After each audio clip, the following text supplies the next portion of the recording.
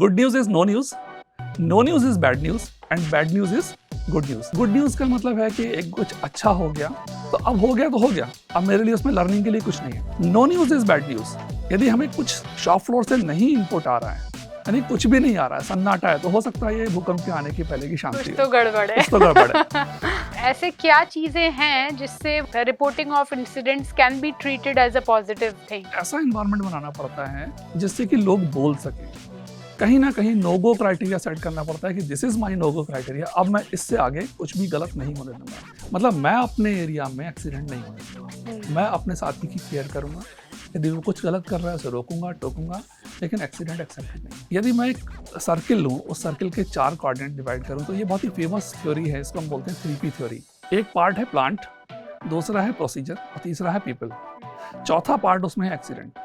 यदि मैं ये तीनों पार्ट को बढ़ा दूं तो मेरा एक्सीडेंट ऑटोमेटिकली रिड्यूस हो जाएगा। कि जो आदमी अच्छे से कर रहा है, सेफ्टी बिहेवियर कर रहा है, क्या वो ट्रेनिंग में पार्टिसिपेट ले रहा है, क्या वो ट्रेनिंग कर रहे हैं, unsafe act unsafe condition report कर रहे हैं, तो सेफ्टी में कितना बढ़ चढ़ के पार्टिसिपेट कर रहा है, वहाँ से मॉनिटरिंग होगा। सेफ्टी में जिस दिन पार्टिसिपेशन स्टार्ट हो जाएगा 100% एम्प्लॉय का, उस दिन से वो उस प्लांट का कल्चर को कोई नहीं रोक सकता बेस्ट सेफ्टी कल्चर होने से।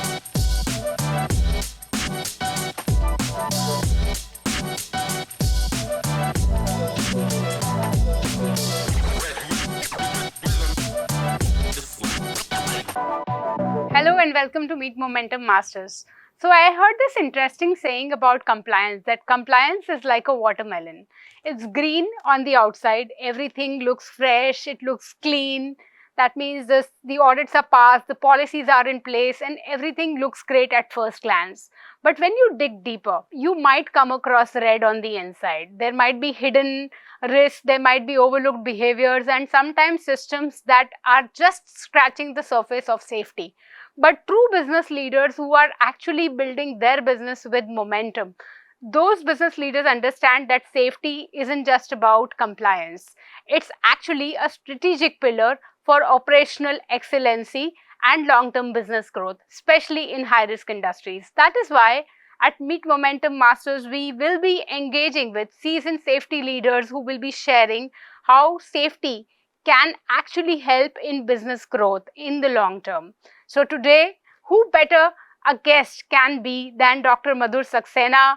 He is a seasoned safety leader with over 26 years of experience in industrial safety and sustainability and a very extensive background in chemical industry. He's currently serving as the corporate safety leader at Deepak Nitrite Limited, where he is spearheading transformative initiatives in fostering a safety culture, process enhancement, and sustainable development. So, let's welcome Dr. Madhur Saxena to Meet Momentum Masters. Welcome, sir. Thank you so much, Shweta, for such a wonderful words. And kudos to you to selecting of this topic, because this topic is very close to my heart. Thank you once again. Great, sir. So today we would like to hear more about your personal journey, that how your journey in as a safety professional, safety and sustainability professional started, how you thought of going into this field, and what kind of experiences have shaped your thought about safety culture and leadership. So I started my career with Tata Chemicals in 1997. At that time, I was associated with production department, and I have worked in various departments like ammonia, urea, and I have worked in shop floor as well as DCS also. So at that time, जो लोग perform नहीं करते थे कहीं, तो उनको safety training में भेज दिया जाता था। तो एक इस तरीके का कॉन्सेप्ट था। तो हम लोगों ने शुरू से ही, मेरा शौक था, सेफ्टी इंटरेस्ट बहुत ज़्यादा था, और सबसे ज़्यादा ये इम्पैक्ट जो मेरे करियर पे आया, रतन टाटा जी ने विजिट किया था लगभग 2006 में। जब वो आए थे, तो जब प्लांट से जब एंट्री उन्होंने किया, तो उसके बाद जो उनको सेफ्टी टॉक दिया गया, वो इतना हम्बल जेस्चर के साथ उन्होंने सेफ्टी टॉक एक्सेप्ट किया, रिसीव किया, पीपीज पहने, गैजेट्स पहने, सेफ्टी शूज़ पहने, और वो प्लांट में राउंड पे गए। जब प्लांट में राउंड पे गए, तो हमारा एक एरिया था नेफ्था बल्क स्टोरेज, जहाँ पर हाईली फ्लेमेबल एरिया है। वहाँ पर वो जाते समय एक पेजर, उस समय पेजर चलते थे, तो वो पेजर लगाए हुए थे, तो सिक्योरिटी गार्ड ने उनको वहाँ रोक लिया। तो उस चीज़ को उन्होंने एक्सेप्ट किया, पेजर निकाला, और बाद में फाइनली उसको बहुत अप्रिशिएट किया। एक दूसरा एपिसोड मेरे साथ हुआ है कि जब mister R Gopal Krishnan, just next to Ratan Tata, वो जब साइट पे आते थे उनके उस ज़माने में उनके KRA में सेफ्टी होता था, मतलब कि आपको साइट पे 2 बार आना है, लोगों से मिलना है, बात करना है। साइट पे आते थे, वो बात करते थे, जब कॉमन फोरम पे जब बात करते थे तो उनका सबसे पहला वही होता था कि आप सेफ्टी के बारे में बोलो और डरने की कोई ज़रूरत नहीं है, जब मैं आपका जॉब नहीं ले सकता तो आपका जॉब कोई नहीं ले सकता। तो हम लोग उस मुखर इन्वायरमेंट से बाहर निकल के आए हैं सेफ्टी के लिए। प्रोडक्शन में काम करते करते लगभग मुझे 10 साल हो गए थे और ये जो सेफ्टी बार बार मेरे सामने आ रहा था, तो मुझे कहीं ना कहीं ये फील हो रहा था कि इतना नोबल कॉज है और मैं प्रोडक्शन में अपनी पूरी लाइफ खपाता रहूँगा तो कैसे चलेगा। तो फिर एक अपॉर्चुनिटी मिला मुझे इसमें आने का, प्रोडक्शन से सेफ्टी में आने का, और मैंने इसे ग्रेस्प किया। टाटा केमिकल्स में मैंने थोड़ा टाइम काम करने के बाद different organization, Chambal chemicals and fertilizers में ज्वाइन किया। फिर उसके बाद जुबिलेंट में मोर देन 10 ईयर्स मैंने काम किया। देन DCM श्रीराम, और अभी मैं दीपक नाइट्राइट में हूँ। That's all. तो क्या ये दो जो की एक्सपीरियंसेस आपने जो शेयर किए, they were the defining moments for your career and how you took charge from production to safety? So today when you are like after doing your PhD in industrial safety, what what do you feel about the role of leaders in setting the tone for the right safety environment in the company? How do you think कि leaders जो हैं वो किस तरीके से अच्छे example set करते हैं अपनी टीम के लिए? एक्चुअली मोस्ट इम्पॉर्टेंट पार्ट ये है, एक जिसको हम बोलते हैं फेल्ट लीडरशिप। फेल्ट लीडरशिप का मतलब ये है कि जब मैं as a leader shop floor पे जा रहा हूँ, लोगों से बात कर रहा हूँ, तो उनको फील आना चाहिए कि मैं उनकी केयर कर रहा हूँ, उनकी सेफ्टी के बारे में बात कर रहा हूँ। और यही एक सबसे बड़ा टर्निंग पॉइंट होता है जब लीडर्स को अपने आप को शॉप फ्लोर पे जब लेके जा रहे हैं, तब उस समय उनको सेफ्टी ही फोकस रखना है। प्रोडक्शन अपने आप आएगा, क्वालिटी अपने आप आएगी, लेकिन जब आप फोकस करते हैं सेफ्टी पे, लोगों से बात करते हैं, तो उनको ये फील होता है कि मेरे बारे में केयर कर रहे हैं। दूसरा, एक ऐसा इन्वायरमेंट बनाना पड़ता है जिससे कि लोग बोल सकें। कहीं ना कहीं नो गो क्राइटेरिया सेट करना पड़ता है कि this is my no go criteria, अब मैं इससे आगे कुछ भी गलत नहीं होने दूंगा, मेरे एरिया में कोई प्लांट में इंसिडेंट नहीं होगा। तो लीडरशिप का एक बहुत बड़ा रोल है। सेफ्टी, बहुत सारे लोग बोलते हैं कि सेफ्टी बॉटम ड्रिवन अप्रोच है, बट मेरा मानना एकदम उल्टा है। सेफ्टी टॉप ड्रिवन अप्रोच है। जब तक लीडरशिप के मन में सेफ्टी नहीं होगा और वो सेफ्टी नहीं इंप्लीमेंट करने चाहेंगे, तब तक सेफ्टी इंप्लीमेंट नहीं होगा। बहुत ही इंटरेस्टिंग एक चीज़ है कि जब हम लोग बात करते हैं कि सेफ्टी में बॉटल नेक क्या है, तो बॉटल का नेक हमेशा कहाँ होता है? टॉप पे। तो जब भी आपको सेफ्टी पे इम्पैक्ट करना है, तो सबसे पहले आपको इम्पैक्ट नेक पे करना पड़ेगा, यानी कि टॉप ड्रिवन अप्रोच होगी। Right. Okay, great. So a lot of MSMEs, they see safety more as a cost rather than an enabler. तो अगर हम उनको बताना चाहें कि किस तरीके से लॉन्ग टर्म बिजनेस ग्रोथ के लिए या ऑपरेशनल एफिशिएंसी के लिए किस तरीके से सेफ्टी इसमें इम्पैक्ट करता है, जिसके अंदर they see safety as a true enabler. Brilliant question Shweta. Actually safety को हम कॉस्ट के नज़रिए से तभी देखते हैं जब हमें उसके सिक्के के दूसरे पहलू की जानकारी नहीं होती है। यानी कि यदि किसी को, जब मैं आज पूछता हूँ कि कॉस्ट CTC क्या है, तो लोगों को CTC अपना सैलरी समझ में आता है, बट एक्चुअल में CTC in terms of accident, यानी कॉस्ट टू कंपनी जो है, एक एक्सीडेंट का कॉस्ट कंपनी के लिए क्या पड़ रहा है। नॉर्मली एक एक्सीडेंट का कॉस्ट यदि कोई किसी को भी डायरेक्ट कॉस्ट यदि कुछ पड़ रहा है, 1000 पड़ रहा है, तो कंपनी के लिए उसका रिपरकेशन 11 to 30 टाइम्स होता है। अब इसे हम कैलकुलेट कैसे करते हैं, क्योंकि हमें जो दिख रहा है टिप ऑफ द आइसबर्ग दिख रहा है, यानी डायरेक्ट कॉस्ट दिख रहा है। डायरेक्ट कॉस्ट का मतलब किसी को इंजरी हुआ, उसके ऊपर हमने क्या खर्च किया, मेडिकेशन में क्या खर्च किया, एम्बुलेंस में क्या खर्च किया, हॉस्पिटल में क्या खर्च किया, वो हमें दिखाई दे रहा है। बट इनडायरेक्ट कॉस्ट जो है वो, और उससे भी कहीं ज़्यादा हिडन कॉस्ट कई बार हम नहीं देख पाते हैं कि हमारा कंपनी का कितना ब्रांड इमेज खराब हो रहा है, हमारा कितना ब्रांड वैल्यू खराब हो रहा है, कितना हमारा लाइजनिंग में इम्पैक्ट आ रहा है, अथॉरिटीज़ के साथ हमारा कितना टाइम वेस्ट हो रहा है, इंसिडेंट इन्वेस्टिगेशन में कितना हो रहा है, लोगों का मोरल कितना डाउन जा रहा है। तो ये सारी चीज़ें जब हम कैलकुलेट करते हैं और हमें लगता है कि ये नॉर्मली 30 टाइम्स जा रहा है, तो वो चीज़ यदि हमारे एंटरप्रेन्योर्स को, MSMEs के एंटरप्रेन्योर्स को समझ में आने लगेगी कि मेरा इंसिडेंट का कॉस्ट जो है इतना ज़्यादा है जो मुझे दिखाई नहीं दे रहा है, तो शायद ये कंडीशंस नहीं आएंगी। तो काफ़ी बार ये बात करते हैं कि सेम पर्सपेक्टिव की वजह से सेफ्टी ट्रेनिंग को भी एक कंप्लायंस की तरह ही देखा जाता है। तो आपके अभी तक के एक्सपीरियंस के अंदर जहाँ पे भी वो चेकलिस्ट ड्रिवन अप्रोच से जब स्ट्रैटेजिक अप्रोच के टुवर्ड्स शिफ्ट होना होता है, तो सबसे पहला यही स्टेप आता है कि अवेयरनेस की कंप्लायंस की जगह आप उसको कैसे एक एनेबलर की तरह, एक स्ट्रैटेजी की तरह देखते हैं। तो आप इसके अंदर कुछ अपने एक्सपीरियंसेस शेयर करिए कि सेफ्टी ट्रेनिंग के थ्रू कैसे ट्रांसफॉर्मेशन ड्राइव किया जा सकता है किसी कंपनी के लिए, and what are some of the best practices for safety training? देखिए, सेफ्टी ट्रेनिंग किसी भी इंडस्ट्री का बैकबोन हो सकता है, क्योंकि जब हम हैजार्ड को पहचानना शुरू करते हैं तो हमारा आधा काम हो जाता है। यदि हम पहचान लें कि हाँ, यहाँ पर खतरा है, हैजार्ड है, तो कोई जानबूझ के हम मरने नहीं जा रहा है, जानबूझ के एक्सीडेंट कोई नहीं करने जा रहा है। तो जो hazard assessment, not only hazard assessment, ऐसी बहुत सारी ट्रेनिंग है, लीगल कंप्लायंसेस की ट्रेनिंग है। और सबसे अच्छा ब्यूटी क्या है हमारे यहाँ कि हमारा जो फैक्ट्री एक्ट बना है, जो जिस ज़माने में बना था उससे लेकर आज तक वो उतना ही एप्लीकेबल है। यदि हम रिलीजियसली अपने फैक्ट्री एक्ट को भी 100% फॉलो करें तो शायद इंसिडेंट ही ना हो। लेकिन गैप कहाँ है कि हम लोग उसको फॉलो करते हैं टिक मार्क करके, बॉक्स बना के, बट जनरली हम उसको नहीं करते हैं।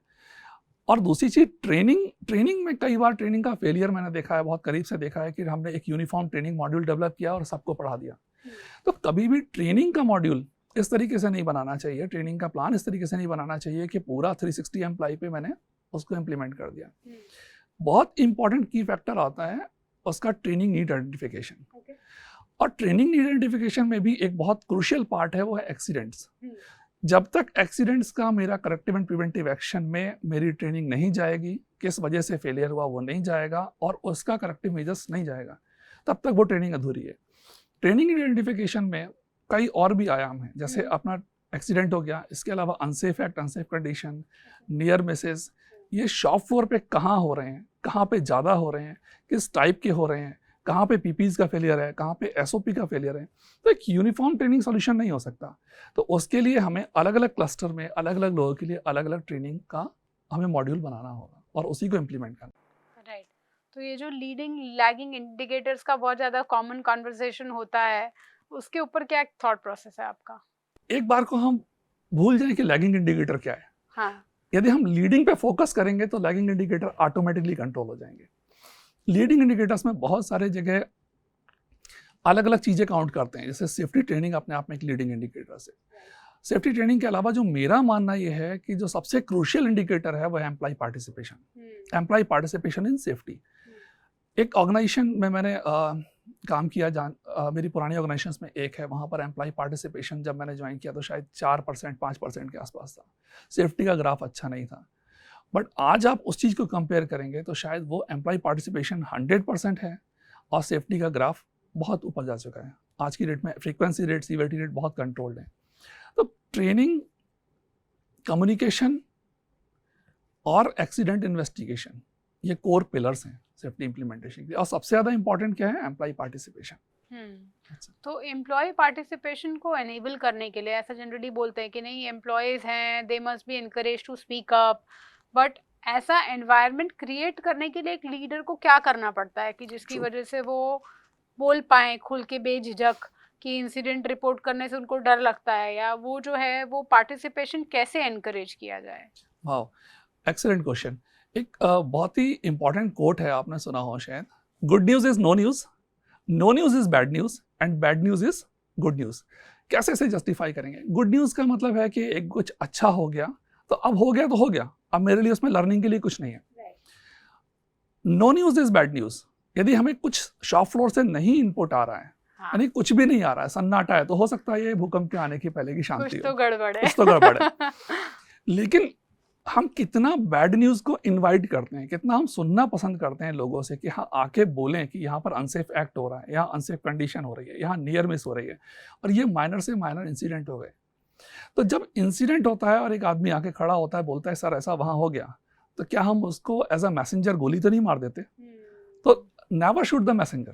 जो मैसेज लेके आया वो तो आपके लिए गुड न्यूज़ लाया, good news in terms of कि आप उसमें और आपको प्रिवेंशन कर सकते हैं, आप उसको रिपीटिशन बचा सकते हैं। तो इम्पॉर्टेंट चीज़ है कि हमें ओपननेस, हमारा एक वर्किंग एनवायरनमेंट ऐसा होना चाहिए जो बिल्कुल ओपन हो, आदमी कुछ भी खड़े होकर बोल सके। जैसे मैंने अभी आपको एग्जांपल दिया था, टाटा केमिकल्स का, तो वहाँ पर जब वाइस चेयरमैन आके सामने से बोलता है कि नहीं आप सेफ्टी के बारे में बोलो, आपको कोई कुछ नहीं कहेगा, तो वो एक इन्वायरमेंट है, ओपन इन्वायरमेंट, ओपननेस। तो इंपॉर्टेंट चीज़ क्या है, सबसे ज़्यादा इंपॉर्टेंट है ओपननेस होना, नेवर शूट द मैसेंजर, और no news is bad news, bad news is good news. और सबसे ज़्यादा इंपॉर्टेंट एक और भी है एम्प्लॉय पार्टिसिपेशन, वो मैं बार बार रिपीट कर रहा हूँ कि employee participation in terms of safety जो है मोस्ट इम्पैक्टफुल टूल है। राइट। और इसके अलावा क्या ऐसी प्रैक्टिसेस हैं, जैसे for example in some organizations they have rewards for people who actually report such things, right? तो ऐसे क्या चीजें हैं जिससे वो बिहेवियर एनकरेज किया जा सकता है? Reporting of incidents can be treated as a positive thing. बहुत ही अच्छा क्वेश्चन पूछा आपने, इसको मैं थोड़ा सा और एलेबोरेट करूंगा। मैं इसको 4 पार्ट में डिवाइड करूंगा, ए, बी, सी और डी। एक ए बी सी और डी, इन दोनों के बीच में मैं बीच में लाइन खींचूंगा, और लेफ्ट साइड वाला बिहेवियर जो मेरा है अनडिजायर्ड बिहेवियर है, राइट साइड में डिजायर्ड बिहेवियर। एक कोई नया एम्प्लॉय ज्वाइन करता है, उसको आपके यहाँ के कोई सिस्टम का प्रोसीजर का पता नहीं है, तो उसकी स्टेज जो है अननोइंगली अनसेफ है, तो उसको कुछ भी पता नहीं है और वो अनसेफ कर रहे हैं। इसको हम दूसरे एग्जांपल में समझ सकते हैं कि कोई एक गांव से निकल के एक बंदा आया, सिटी में मोटरसाइकिल चला रहा है, उसको ग्रीन लाइट रेड लाइट के रूल नहीं पता है, तो वो हमेशा उसको अननोइंगली अनसेफ करेगा, जबकि Right. उसका इंटेंशन नहीं है। राइट। दूसरी कंडीशन आती है नोइंगली अनसेफ, कि हमने उसको ट्रेनिंग दे दिया, अवेयरनेस दे दिया, समझा दिया, तो ऐसी सिचुएशन है बी। उसकी कंडीशन अननोइंगली अनसेफ से नोइंगली अनसेफ हो गई, कि हम Right. उसको ट्रेनिंग मिल गया बट स्टिल अनसेफ कर रहे हैं। राइट। ये पूरा है अनडिजायर्ड बिहेवियर। अब हमें डिजायर्ड में आना है, तो हम बी से सी पर जाएंगे। तो बी से सी पर जाने में क्या होगा, उसका होगा नोइंगली सेफ बिहेवियर, कि वो जानते बूझते हुए सेफ कर रहे हैं। और डी वाला पोर्शन जो है वो अननोइंगली सेफ बिहेवियर, मतलब रात को 2 बजे भी उठे आदमी तो मोटरसाइकिल चलाने के लिए सबसे पहले हेलमेट उठाए, चाबी नहीं। तो अब इंपॉर्टेंट क्या है, हमें ए से बी पे जाना है, अननोइंगली से नोइंगली पे जाना है। तो क्या इंपैक्ट आएगा, ट्रेनिंग का। वहां पर क्या काम करेगा, training, awareness, communication. Training again वापस वही ट्रेनिंग आइडेंटिफिकेशन प्रॉपरली, किसको क्या ट्रेनिंग चाहिए। बी से सी मतलब उसको पता है क्या सेफ है बट फिर भी अनसेफ कर रहा है। दूसरी सिचुएशन है कि उसको पता भी सेफ है और सेफ भी कर रहा है। तो वहां पर जो काम आता है वो, ये पोजीशन बहुत क्रिटिकल है। सी से बी पर कभी भी आदमी आ सकता है यदि उसको मोटिवेशन नहीं मिला। मोटिवेशन यहाँ पे जरूरी है, मोटिवेशन बहुत जरूरी है। अब मोटिवेशन में भी 2 पार्ट हैं। एक्चुअली हम इसको 2 पार्ट में डिवाइड कर सकते हैं। पहला पॉजिटिव रीइंफोर्समेंट, नेगेटिव रीइंफोर्समेंट, ये एक पार्ट हो गया। दूसरा पार्ट हो गया पनिशमेंट और एक्सटिंक्शन। एक्सटिंक्शन सेफ्टी में हम यूज नहीं करते हैं। इवन घर में आपका बच्चा है, चाकू से खेल रहा है, तो आप ऐसा नहीं उसे इग्नोर करेंगे, आप उसे रोकेंगे। बट यदि आपका मोबाइल खा रहा है वो बच्चा मुंह में देखे, तो आप हो सकता है एक बार को इग्नोर कर दें। बट सेफ्टी में आप उसे इग्नोर कुछ भी नहीं करेंगे। अच्छा है तो अप्रिशिएट करेंगे और गलत है तो रोकेंगे। हमेशा पॉजिटिव रीइंफोर्समेंट का रिजल्ट अच्छा आता है, नेगेटिव रीइंफोर्समेंट का अच्छा आता है, बट पनिशमेंट का कभी भी अच्छा नहीं आता। लेकिन इसका ये मतलब नहीं है कि पनिशमेंट नहीं देना है। कब देना है रिवार्ड, कब देना है पनिशमेंट, इंपॉर्टेंट चीज है। रिवार्ड कब देना है, हर चीज को आप रिवार्ड में कन्वर्ट नहीं कर सकते। यदि मेरे एक आदमी है, एक मेरी टीम है और उसको मैं नियर मिस रिपोर्टिंग को प्रमोट कर रहा हूँ और मैं बोलूंगा कि हर आदमी नियर मिस रिपोर्टिंग करेगा, मैं उसे एक पार्कर का पहन दूंगा। सेम सिचुएशन घर पे सोचिए, मेरा बच्चा है, नहीं पढ़ रहा है, मैं उससे कहता हूँ बेटा 1 घंटे पढ़ ले, मैं चॉकलेट दूंगा। पढ़ लेता है, चॉकलेट दे देता हूँ। दूसरे दिन, तीसरे दिन, चौथे दिन चॉकलेट में भूल जाता हूँ, तो बच्चे से कहता हूँ बेटा पढ़ ले, बोलता है चॉकलेट कहाँ है, तो वो नहीं पढ़ेगा। तो रिवार्ड कब देना है, कितना देना है, बहुत इंपॉर्टेंट चीज है। तो RNR और प्रोग्रेसिव डिसिप्लिन मैट्रिक्स, जो मैं पनिशमेंट वाले पार्ट को प्रोग्रेसिव डिसिप्लिनरी मैट्रिक्स मतलब सीक्वेंशियल बढ़ाना है, दोनों इंपॉर्टेंट है। मैं इस पर दोबारा बात करूंगा अभी 1 मिनट में। अभी मुझे सी से डी पे आना है, मतलब नोइंगली सेव कर रहा है, अब मुझे अननोइंगली सेव करना है। हर समय आदमी के दिमाग में सेफ्टी ही रहना चाहिए। वो कैसे आएगा, उसे आने के लिए एक तरीका आपको सिर्फ और सिर्फ मॉनिटर करना है कि वो कहीं सी से बी पर तो नहीं जा रहा। नॉर्मली हम कहते हैं कि किसी एक्टिविटी को हम 21 बार या 21 दिन लगातार करें तो वो हमारी आदत बन जाती है, हैबिट बन जाती है। तो वही हमें सेफ्टी को हैबिट में कन्वर्ट करना है। ओके। सो वो मॉनिटर करने के लिए आप मतलब किस तरीके से मॉनिटर करेंगे उसको, कि वो बहुत इंपॉर्टेंट चीज है। लीडिंग इंडिकेटर्स और लैगिंग इंडिकेटर्स हमने बात की थी, इसमें लीडिंग इंडिकेटर्स पे आ जाते हैं कि जो आदमी अच्छे से कर रहा है, सेफ्टी बिहेवियर कर रहा है, क्या वो ट्रेनिंग में पार्टिसिपेट ले रहा है, क्या वो ट्रेनिंग कर रहे हैं, unsafe act unsafe condition report कर रहे हैं, तो सेफ्टी में कितना बढ़ चढ़ के पार्टिसिपेट कर रहे हैं, वहां से मॉनिटरिंग होगा। और 100% हमारा एम्प्लॉय सेफ्टी में जिस दिन पार्टिसिपेशन स्टार्ट हो जाएगा, 100% एम्प्लॉय का, उस दिन से वो उस प्लांट का कल्चर को कोई नहीं रोक सकता बेस्ट सेफ्टी कल्चर होने से। सो एग्जाम्पलरी जो लोग परफॉर्म कर रहे हैं उन लोगों को रिवॉर्ड किया जाए, राइट? और किसको मोटिवेट करना है, किसको मॉनिटर करना है, वो पूरा समझना, बिहेवियरल साइकोलॉजी ऑफ पीपल समझना, वो बहुत इंपॉर्टेंट है to actually create the right environment कि किसको रिवॉर्ड किया जाए, किसको पनिश किया जाए, right? And set right examples, so all of that is important. इसको हम एक दूसरे तरीके से भी समझते हैं कि हमें कितना इम्पॉर्टेंट है एम्प्लॉय बिहेवियर या ह्यूमन बिहेवियर। यदि मैं एक सर्किल लूँ, उस सर्किल के 4 क्वाड्रेंट डिवाइड करूँ, 4 पार्ट में डिवाइड करूँ, तो ये बहुत ही फेमस थ्योरी है, इसको हम बोलते हैं 3P थ्योरी। एक पार्ट है प्लांट, दूसरा है प्रोसीजर और तीसरा है पीपल, चौथा पार्ट उसमें है एक्सीडेंट। यदि मैं ये तीनों पार्ट को बढ़ा दूं तो मेरा एक्सीडेंट ऑटोमेटिकली रिड्यूस हो जाएगा। अब इम्पॉर्टेंट चीज़ है कि पहला पार्ट प्लांट में मैंने अच्छी से अच्छी टेक्नोलॉजी ले ली, अच्छे से अच्छे पंप ले लिए, कंप्रेसर ले लिए, इक्विपमेंट ले लिए, मशीन गार्डिंग कर दिया, वो पार्ट खत्म हो गया। अब उसमें और कुछ करने को नहीं बचा। एक कंसल्टेंट हायर किया मैंने और बहुत अच्छे से प्रोसीजर्स डेवलप किए मैंने, वो पार्ट मेरा खत्म हो गया, प्रोसीजर बन गए, बट उसे फॉलो कौन करेगा? वो तीसरा पार्ट है मेरा एम्प्लॉय। यानी कि जब मैं एम्प्लॉय पे फोकस करूंगा, यानी पीपल, तीसरा part plant, people, procedure, plant, procedure, people, कुछ भी बोल दिए, तो जो पीपल वाला पार्ट है यदि मैं उस पर फोकस करूंगा, उसको एनहेंस करूंगा, तो एक्सीडेंट्स ऑटोमेटिकली रिड्यूस होंगे। So how can organisations actually build resilient safety culture? Resilient safety culture यानी रेजिलियंस से हमारा क्या मतलब है? रेजिलियंस से मतलब ये है कि हम एक बार सेटबैक में गए और उससे हम कैसे कम बैक कर रहे हैं, दैट इज रेजिलिएंट। रेजिलिएंट किसी भी फील्ड में हो सकता है, चाहे वो इमोशनल हो, सोशल हो, इकोनॉमिकल हो। जब हम सेफ्टी कल्चर की बात करते हैं तो सेफ्टी कल्चर सबसे पहला इंपॉर्टेंट चीज़ है कि कोई एक्सीडेंट हुआ और एक्सीडेंट से हमें कम बैक करना है, तो वही रेजिलिएंट सेफ्टी कल्चर है। तो उसमें सबसे पहले तो हमें कल्चर असेस करना पड़ेगा कि हम उस लेवल पे हैं या नहीं है। तो कल्चर असेसमेंट के टूल जो हैं वो सबसे important tool employee participation, unsafe act, unsafe condition reporting. Then उसके बाद जब एम्प्लॉय पार्टिसिपेट कर रहा है और unsafe act, unsafe condition report कर रहा है, तो किस एरिया में किस तरीके के ऑब्जर्वेशंस आ रहे हैं, किस एरिया में पीपीज के आ रहे हैं, किस एरिया में बाकी एसओपी फेलियर के आ रहे हैं, परमिट सिस्टम फेलियर के आ रहे हैं।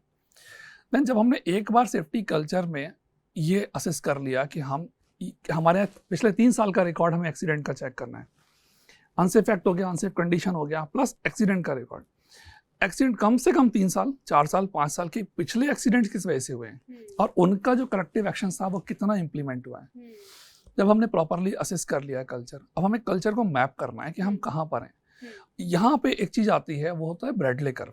तो ब्रैडले कर्व में डिफरेंट पोजीशन पे हम अपने कल्चर को असेस करते हैं। हमने कल्चर असेस कर लिया, हम कहाँ पर हैं। अब हमें अपना वे फॉरवर्ड डिसाइड करना है कि कल्चर तो हमने असेस कर लिया, हम इस पोजीशन पे हैं, हमें जाना कहाँ है। अल्टीमेटली हमें एक रेजिलिएंट सेफ्टी कल्चर पे जाना है, हमें एक ऐसी कल्चर पे जाना है जहाँ सारे लोग एक सेफ्टी यानी एक सुर में सेफ्टी की बात करें और सेफ्टी बिहेव करें। तो ऐसे केस में हमने कल्चर मैप कर लिया, कल्चर तो मैप कर लिया, अब क्या करना है? अब हमें अपना SWOT एनालिसिस करना है कि हमारी कितनी स्ट्रेंथ है, हम कितना कैपेबल है, हमारी क्या वीकनेसेस हैं, कि हमारा क्या एम्प्लॉय का ट्रेनिंग का वीकनेस है, क्या एम्प्लॉय मोटिवेशन का वीकनेस है, क्या हम लीगल में वीक है। SWOT एनालिसिस करेंगे, स्ट्रेंथ, वीकनेस, देन अपॉर्चुनिटी क्या है हमारे पास और हमारे लिए थ्रेट क्या है। SWOT एनालिसिस करने के बाद हमें अपना विजन दिखाई देना चाहिए कि मुझे अभी इस पोजीशन पे हूँ और मुझे यहाँ तक जाना है। तो अब मुझे क्या करना है? अब मुझे एक टाइम फ्रेम फिक्स करना है, उस टाइम फ्रेम पे मुझे अपने टारगेट्स बनाने हैं, short term target, long term target, यानी time bound action plan. Correct, time bound action plan. तो ये पूरा जर्नी जो है एंड टू एंड, मतलब कल्चर असेसमेंट शॉप फ्लोर से लेकर एक रेजिलिएंट सेफ्टी कल्चर तक, ये तभी इंप्लीमेंट होगा। तो ये जो एक्टिविटी है इसको कितना समय लगता है जनरली, अगर कोई ऑर्गेनाइजेशन में इम्प्लीमेंट किया जाए प्रॉपर तरीके से? नॉर्मली कल्चर असेसमेंट में टाइम नहीं लगता। कल्चर असेसमेंट में आप 3 से 4 महीने बहुत हैं, कर सकते हैं, बट इम्प्लीमेंटेशन में कम से कम 2 साल का टाइम लगता है। यदि कोई ये बोले कि हाँ कल्चर मुझे दिनों रात चेंज करना है, तो वो पॉसिबल नहीं है, क्योंकि कल्चर किससे बनना है? कल्चर लोगों से बनना है। लोग जब एक सुर में सेफ्टी की बात करेंगे तभी कल्चर चेंज होगा। कम से कम 2 साल का समय लगना ही लगना है। तो ये जो एस्पेक्ट है specially for companies who are dealing with international customers. वो जो global customers हैं उन लोगों के लिए, because in the West safety is perceived in a very different way. It is the way if you have to get business with them, what kind of a culture you should have, that image is being defined by what you stand for. So how crucial is this implementation of a safe practices or implementation of a proper safety culture, the setting up the roadmap for the companies who are actually dealing with international clients from the image perspective? ये उतना ही important है जितना कि आपको अपने product को लेके market में सेल करना, क्योंकि बाहर से जब हमारा जो फॉरेन इंटरनेशनल कल्चर है वहाँ से लोग आके आपके यहाँ प्लांट में आते हैं आपका प्रोडक्शन देखने, आपका मटेरियल लेने, तो वो आप मटेरियल की बात नहीं करते हैं। आज क्वालिटी की बात नहीं होती है, आज बात होती है सेफ्टी की। हम कितना सेफ हैं, हम कितना सस्टेनेबल हैं, हमारा बिजनेस कितना सस्टेनेबल है। जब हम सेफ की बात करते हैं तो सेफ्टी के अगेन लीडिंग इंडिकेटर्स हमारा मिरर है, आईना है कि हमारा जो लीडिंग इंडिकेटर्स है, हमारा एम्प्लॉय पार्टिसिपेशन है, हमारा रिडक्शन ऑफ एक्सीडेंट है, लैगिंग इंडिकेटर्स में रिडक्शन है और लीडिंग में इंप्रूवमेंट है। तो ये दो जो चीज़ हैं, दो सिक्के के पहलू, यानी कि लीडिंग और लैगिंग इंडिकेटर्स, ये मेरे कल्चर को पूरी तरीके से रिफ्लेक्ट कर देते हैं। तो ये उतना ही इम्पॉर्टेंट है एम्प्लॉय पार्टिसिपेशन, एम्प्लॉय को इन्वॉल्व होना, एम्प्लॉय का सेफ्टी के बारे में बात करना, और क्वालिटी और प्रोडक्शन आउटकम है वो तो ऑब्वियस है, आएगा ही आएगा। एम्प्लॉय मोटिवेटेड होगा, एम्प्लॉय ट्रेंड होगा, एम्प्लॉय एजुकेटेड होगा और सेफ होगा। क्योंकि जिस तरीके से हम घर से आ रहे हैं, जिस खुशी से आ रहे हैं, उसी खुशी से हम प्लांट में काम कर। देखिए, मैं घर जा रहा हूँ, शाम में 7 बजे घर पहुँच रहा हूँ, तो मेरा 2 घंटे 3 घंटे घर पे रहता हूँ, बाकी सो जाता हूँ, सुबह उठ के फिर ऑफिस आ रहा हूँ। तो ऑफिस जो मेरा है, यानी प्लांट जो है, वो सेकंड होम है मेरा। यदि मैं वहाँ सेफ रहूँगा, सेफ महसूस करूँगा, तभी मेरी फैमिली घर पे सेफ रहेगी। टॉकिंग अबाउट सेफ्टी ट्रेनिंग, आपने आई थिंक 26 ईयर्स के अंदर बहुत सारे अलग अलग टाइप के सेफ्टी ट्रेनिंग के इम्प्लीमेंटेशन देखे होंगे, the shabby versions of them and the good ones of them. So आपने सेफ्टी ट्रेनिंग्स के अंदर अभी तक कहाँ पे गैप्स देखे हैं, और आपने जो अभी जो ऑर्गेनाइजेशंस में आप वर्क कर रहे हैं, या जिस ऑर्गेनाइजेशन में आप वर्क कर रहे हैं, या फिर पास्ट में कहीं पे if you have been successfully able to implement robust training program, so उसमें आपने क्या क्या टूल्स यूज़ किए उसके लिए? एक्चुअली सेफ्टी ट्रेनिंग का फेल होने की वजह ही है कि वो हम कॉमन ट्रेनिंग बना के हम सब पे थोप देते हैं कि मेरा हर एम्प्लॉय को मिनिमम बेयर मिनिमम इतना ट्रेनिंग जाना है। यदि मैं आज की डेट में गुजरात में हूँ, तो गुजरात की बात करूँ तो बेयर मिनिमम जो सेक्शन 111A है, जो लेजिस्लेटिव अथॉरिटीज़ हैं, उनकी तरफ से है कि हमें बेयर मिनिमम इतना तो करना ही करना है। तो वो एक ठीक है, हजार्ड असेसमेंट से लेकर इमरजेंसी प्रिपेयर्डनेस तक उसमें सब कुछ कवर है। बट बियॉन्ड दिस, इसके बाद जैसे मैंने बात की थी कि मुझे मैप करना होगा कि कहाँ पर किस तरह की सेफ्टी ट्रेनिंग की रिक्वायरमेंट है। वो कहाँ से होगा?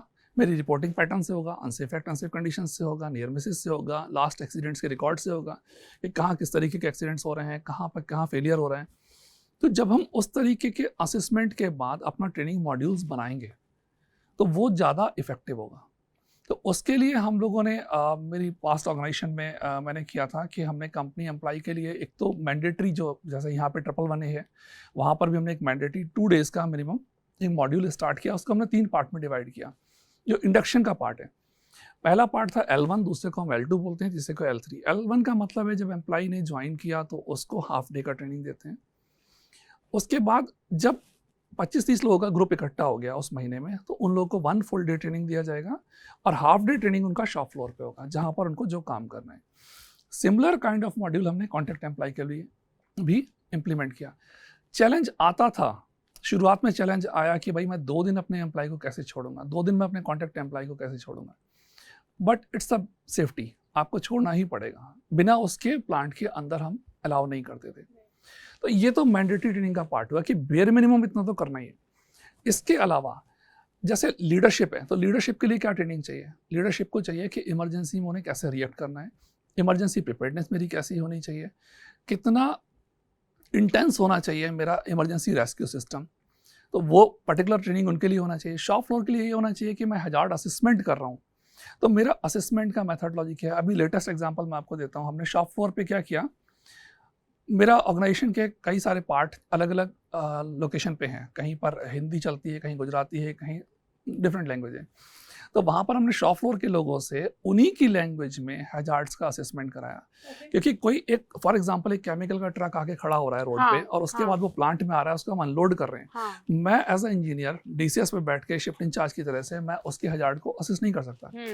जो लोग डे इन डे आउट में हैंडल कर रहे हैं उनको पता है कि यदि यहाँ पे मैंने कुछ फुटरेस्ट नहीं लगाया तो ये मेरा ट्रक पीछे आ सकता है, बैक आ सकता है, व्हील चोक नहीं लगाया तो मैंने ये मेरा वापस आ सकता है, बैक हो सकता है, चढ़ते पे मैं गिर सकता हूँ, बाल खोलते समय स्पिल हो सकता है, लीकेज हो सकता है, होज डिटैच हो सकता है। तो वो सारे हैजार्ड हमने उनसे जॉट डाउन कराए उनकी लोकल लैंग्वेज में। उसको शिफ्ट इंचार्ज ने कन्वर्ट किया उसकी प्रोबेबिलिटी और सीवियरिटी के बेसिस पे कि कौन कितना हैजार्डस है।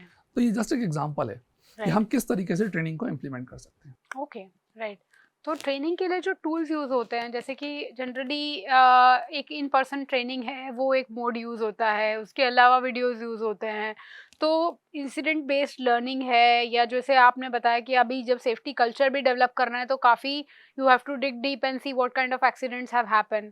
सो what kind of tools generally organization use in training, and in your view what are the effective tools that can be used for training the safety professionals in India, considering कि अभी हमारे safety के incidents बढ़ रहे हैं, chemical safety के भी incidents we are hearing, and public space के अंदर भी, पब्लिक स्पेसेस के अंदर भी, सूरत में, राजकोट में बहुत सारे incidents have surfaced, right, and the awareness has no doubtedly increased already, but in terms of tools or on the government level or as a safety professional, how can we come together to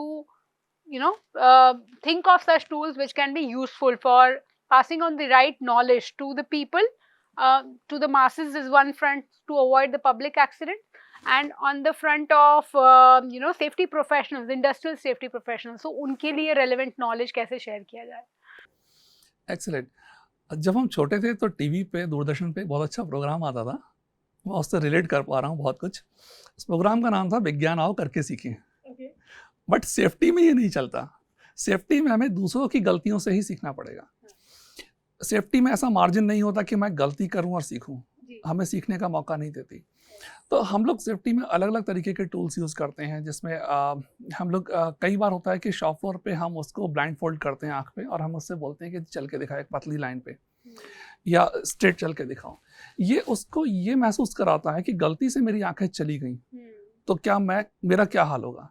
या किसी को हम बोलते हैं कि आपका एक हाथ में फ्रैक्चर है, आप एक हाथ से शूलेस बांध के देखो।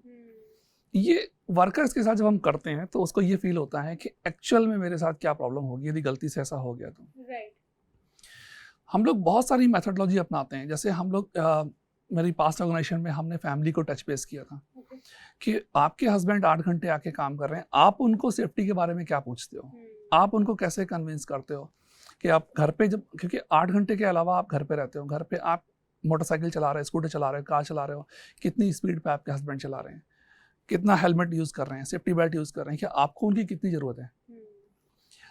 इसके अलावा हम लोग एक और चीज़ यूज़ करते हैं most of the time, accidents का, जिसको हम बोलते हैं OPL, 1 पॉइंट लेसन या 1 पॉइंट लर्निंग।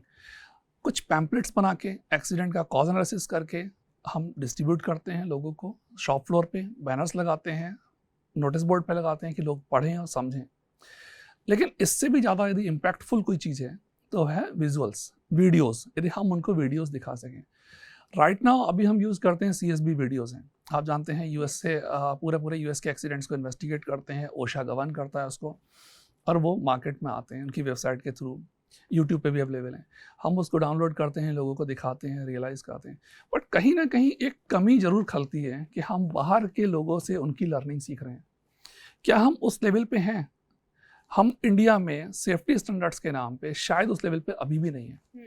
तो हम उस लेवल पे कैसे आएंगे जब तक कि ये इंसिडेंट वीडियोस हमारे अपने इंसिडेंट से नहीं मिलेंगे। हमारे अपने इंसिडेंट की जब मैं बात कर रहा हूँ तो हमारे यहाँ कितने सारे एक्सीडेंट्स के आपने नाम गिनाए अभी।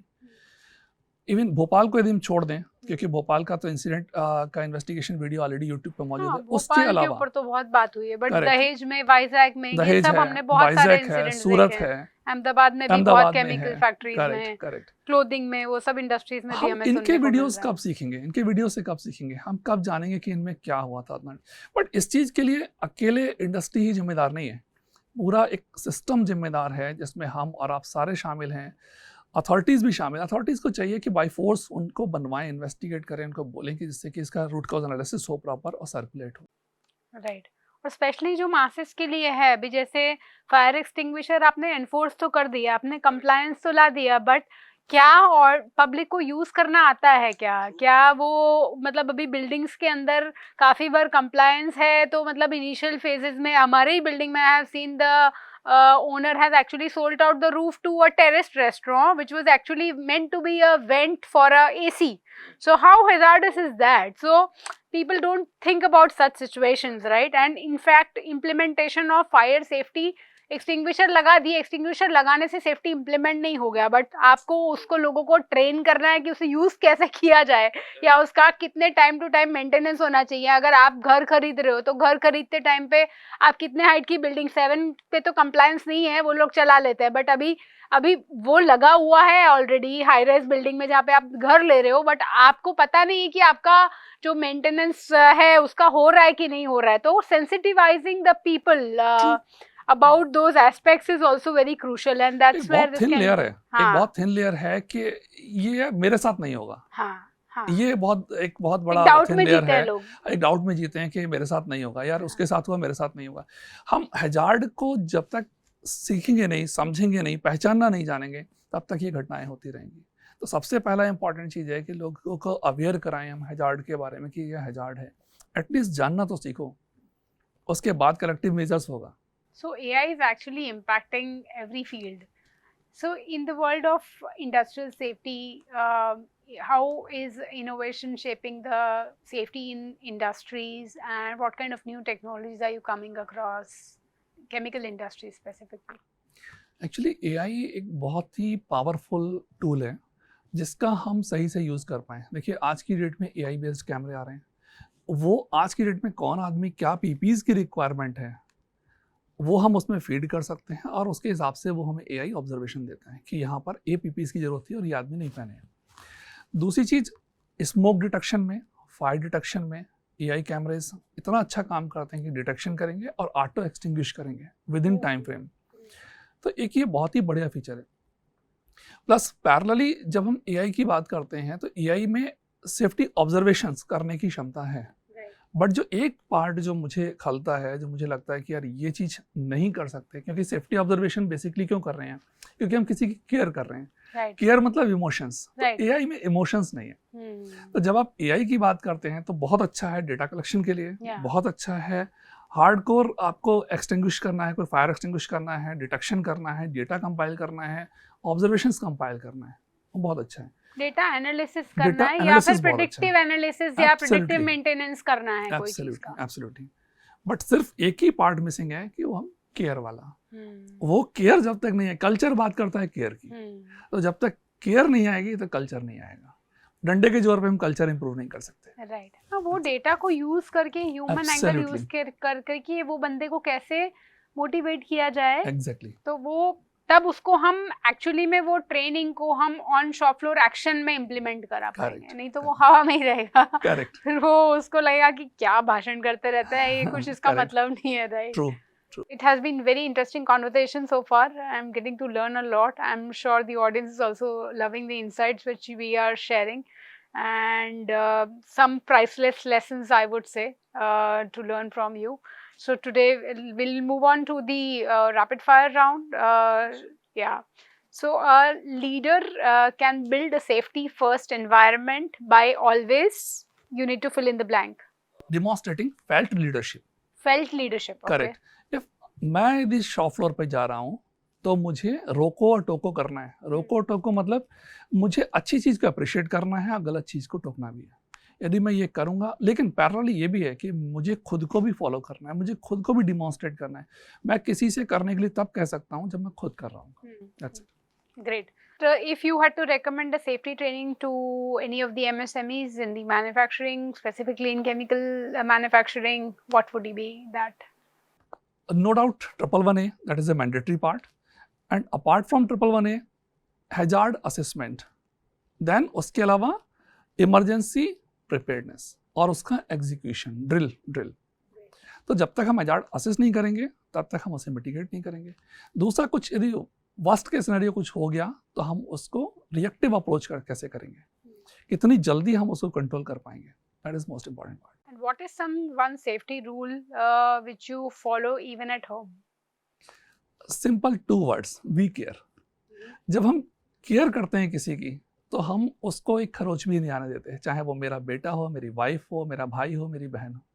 सेम फिलॉसफी हम प्लांट में अपनाएं कि वी केयर. मेरा जो एम्प्लॉय है, मेरा जो कुलीग है, उसको मैं कुछ नहीं होने दूंगा. तो कैसे होगा पॉसिबल? अगेन वही हैजार्ड असेसमेंट, प्रॉपर रोको टोको, that's all. And caring for your fellow members as well, like या not only from leaders, like from top to the like leaders caring for the employees, but the employees also caring for their Absolutely. colleagues and Yes, their yes. people who they are reporting. Exactly. In fact, I came across many such trainings which the Singapore WSH authority is also creating a lot of videos where they encourage the workers to take care of their co-worker. That actually is a very good practice which the Singapore safety authority is following. They are developing video content around that. That also is a very positive sign क्योंकि overall you create an environment where people feel cared for. Absolutely. तो as a leader जब हम बात करते हैं no go criteria, जब मैंने शुरुआत में बात की थी नो गो क्राइटेरिया, मतलब मैं अपने एरिया में एक्सीडेंट नहीं होने दूंगा. मैं अपने साथी की केयर करूंगा, यदि वो कुछ गलत कर रहा है उसे रोकूंगा टोकूंगा, लेकिन एक्सीडेंट एक्सेप्टेड नहीं है. एक छोटा सा लाइन और है लास्ट में, तो बोलते हैं ना कि culture Yeats strategy for breakfast. Right. तो हमें पहले कल्चर पे काम करना है, स्ट्रेटजी अपने आप हो जाएगा. Great. So thank you so much for joining us today. It was lovely interacting with you and so much to learn from. I'm still trying to digest कि कितना सारा हम लोगों ने positive examples discuss किए, कितने सारे हम लोगों ने methodologies discuss किए, and एकदम everything was so simple language and so simplified that it never felt like any technical jargon was being coming across, and I'm sure the audience would also love this experience. Thank you so much. That's lovely. I hope you liked this episode.